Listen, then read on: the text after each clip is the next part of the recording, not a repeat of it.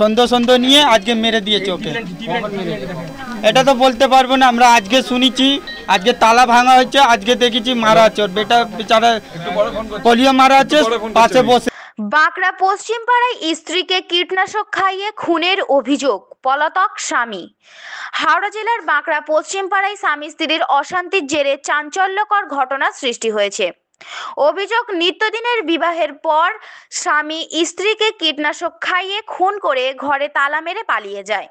ঘটনাকে কেন্দ্র করে এলাকায় ব্যাপক উত্তেজনা ছড়িয়েছে। মৃত মহিলার নাম রানী, স্থানীয়দের কাছে সমবায়ের সদস্য হিসেবে পরিচিত। তার একটি প্রতিবন্ধী ছেলেও রয়েছে, যাকে নিয়েই তিনি বাড়িতে থাকতেন।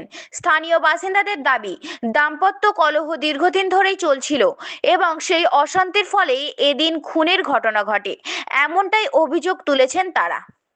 অভিযুক্ত স্বামী বাবুলাল শেখ পেশায় টোটো চালক। ঘটনার পর থেকেই তিনি পলাতক। খবর পাওয়ার পর পুলিশ ঘটনাস্থলে পৌঁছে তদন্ত শুরু করেছেন। মৃতদেহ ময়নাতদন্তে পাঠানো হয়েছে। পুলিশের প্রাথমিক অনুমান এটি খুন হতে পারে, তবে ময়নাতদন্ত রিপোর্ট ও ফরেনসিক পরীক্ষার ভিত্তিতেই প্রকৃত কারণ নিশ্চিত হবে। অভিযুক্তকে গ্রেফতার করার জন্য তল্লাশি চালাচ্ছেন পুলিশ।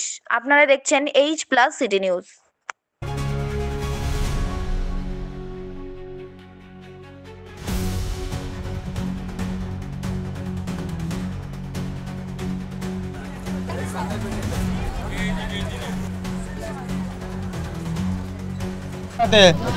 স্বামী সন্দেহ করতো, মেয়েকে একটু বের হবে, স্বামী ওকে মারতো, যে ভাত কেন যাবি, মাঠে ফাটে যায় নিজের ছেলেকে নিয়ে তো মারতো ওর স্বামী।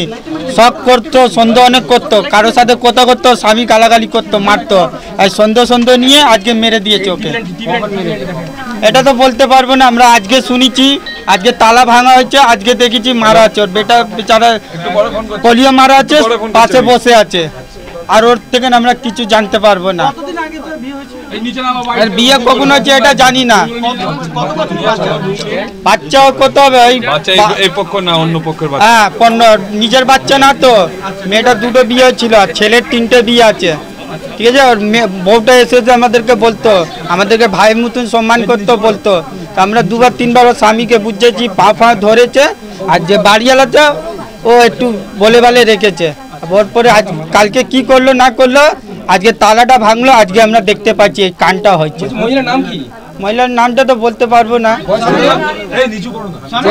স্বামীর নামও বলতে পারবো। এত মিল থাকতো না, কারোর সাথে কথা করতো না, কথা করতে দিত না, এটা বলতে পারবো না। এরা এখানে এসে বলুন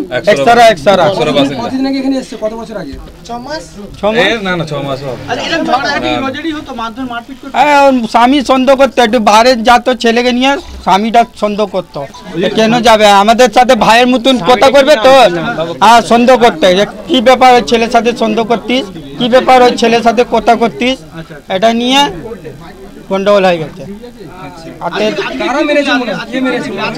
স্বামী মারবে, কেউ তো আর থাকে না, বউ আর স্বামী আর একটা ছেলে থাকে, 3 জনের মধ্যে আর কেউ থাকে না। এসে দেখলুন তালা বন্ধ আছে, এসে দেখলুন যে সব ভেঙেছে, বলে মরে গেছে মরে গেছে। আমরা ঢুকে দেখেছি, হ্যাঁ মরে গেছে। স্বামীর নাম জানি না, স্বামী তো কারোর সাথে অত কথা করতো না, পড়েছিল নাম সাদ্দাম।